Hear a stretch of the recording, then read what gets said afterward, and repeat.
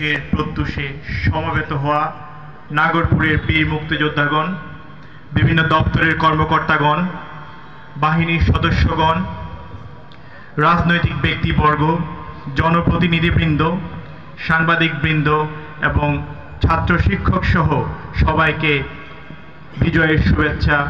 শুভ সকাল, আসসালামু আলাইকুম।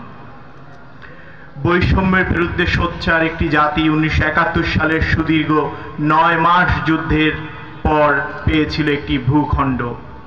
পৃথিবীর বুকে সগৌরবে জানান দিয়েছিল নিজেদের অস্তিত্ব।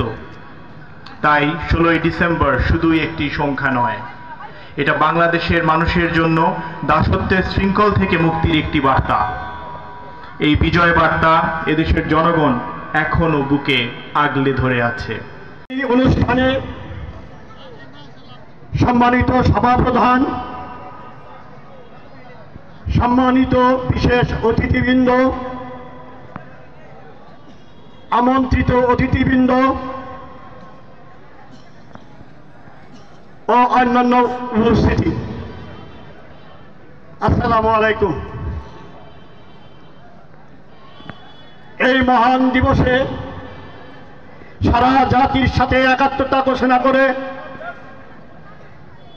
আমরা বীর নাগরপুরবাসী আজকের এই মহান বিজয় দিবসকে আমরা যথাযোগ্য মর্যাদায় উদযাপন করতে যাচ্ছি।